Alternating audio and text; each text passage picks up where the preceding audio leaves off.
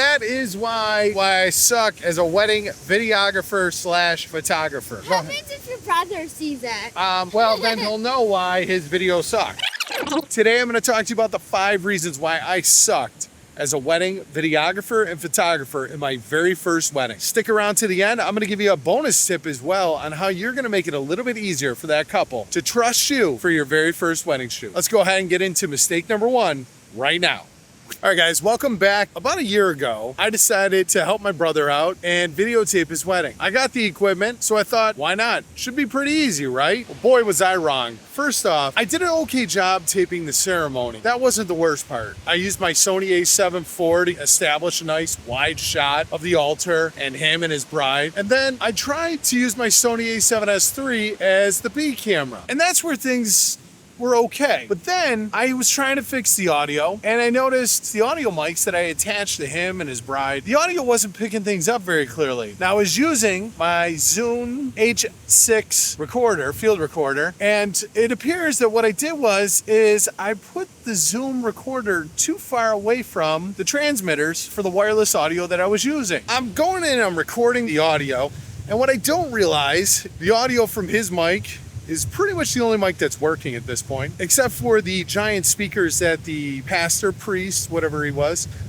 utilizing. I got that box, and when I opened it, in front of my father. So I was able to get most of the ceremony pretty well, but then it gets time for the vows.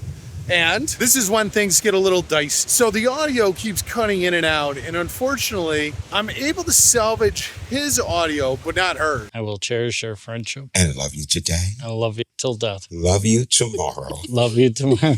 To be my wedded husband. My partner in life. My partner in life. So the good news is that they were close enough together where I could use his audio, and I was able to use DaVinci Resolve's voice isolation to isolate their voices and be able to try and make the audio semi-decent. Was it perfect? No, but it was close enough and basically get something out of it.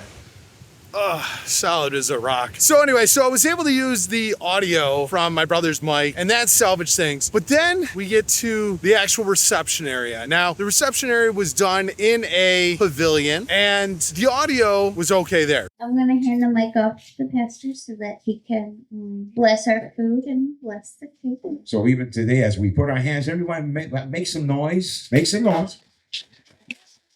But then I'm shooting and I'm using my Sony a7S III. And I noticed that in a couple shots, the sun was really bright in their background and they were really dark. So didn't boost up the image enough to get them sharp and in focus and well exposed. But I did a great job of exposing the background. So failure number 2 was using the wrong exposure settings when shooting things like the cake and their first dance. But I was able to salvage it enough, so I did okay, and I think the edit came out okay. But now I'm going to tell you about my 3rd mistake, and this one is pretty much unforgivable. What'd you say? This is who feels like this? Did you bring your binoculars? No. How are you supposed to watch the water? I don't know. Oh, okay. So listen, I was talking about my 5 mistakes as a wedding videographer and photographer. Okay, so we've already talked about the first 2. I believe this is number 3. Number 3 was not taking enough photos. You know what I'm saying, bro?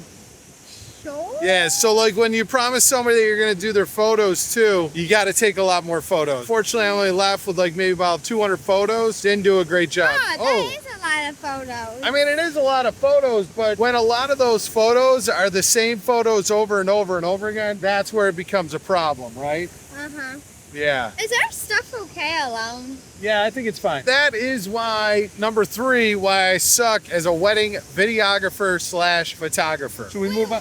What happens if your brother sees it? Well, then he'll know why his video sucks. Okay. And that's ultimately the biggest thing. All right, so should we move on to number 4? I'm sure. Okay, let's move on to number 4. How much list is it? 5. So 5 lists. 5 lists. All right, let's move on to number 4. Let's go.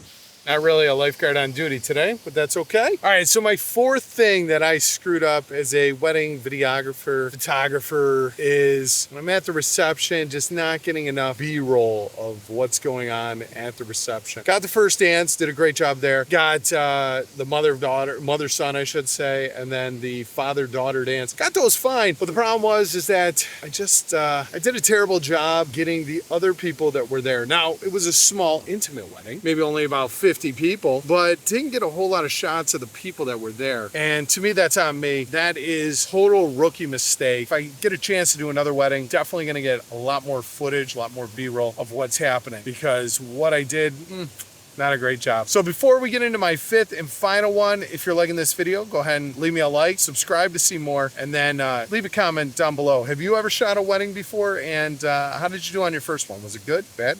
Go ahead and let me know. Let's go ahead and get to my fifth reason why I suck as a wedding videographer, photographer. Let's go. All right, so I am here in the woods. Why is that? Because for my fifth mistake, it was not delivering anywhere on time. Like I said, it's been about 10 months since the wedding, and I've just now finished the video. Why? Because one, I was ashamed of it. Two, disappointment that I'm probably going to give my brother. But three, because of all those challenges, it took me much longer than what I thought to do it. Now, I did do it for free, so there's that. But at the end of the day, you know, when you get married, you want to see that video right away. You're excited, you're pumped for it. So moving forward, if I do another wedding, definitely going to do a much better job of making sure that everything is right. So finally, I promised you a bonus tip, and here it is right here. For that first wedding, I would charge virtually nothing, as low as you could possibly go. Maybe you just try and cover your expenses, maybe like $200-300. If you had to drive somewhere, maybe get gas money, something of that nature. At the end of the day, this couple is entrusting you, and you've never done anything like this before. So you're probably going to want to do it on the cheap. A lot of people will tell you, don't do free work. I got to tell you, I think that's a mistake. You gotta get your free work in to learn things. In my opinion, I think there's nothing wrong with giving somebody a free video if it helps you learn something. Your payment is experience. Sometimes that is good enough to get the job done. So I want to thank my brother and his beautiful wife for letting me experiment and try and do things. I apologize. I am sorry that the video took so long. I'm glad they let me do it. And why is that? Because it let me share with you the reasons why I sucked as a videographer and a photographer on my very first wedding. If you can relate, go ahead and leave me a comment down below. If you like this video, I'm sure you're gonna like the video on the screen now. It's about another camera related tutorial. Go ahead and click on that video, and I'll see you on that one next. Before you leave, don't forget to like, subscribe, and ring the bell. Thanks for hanging with me today. Talk to you soon. Bye.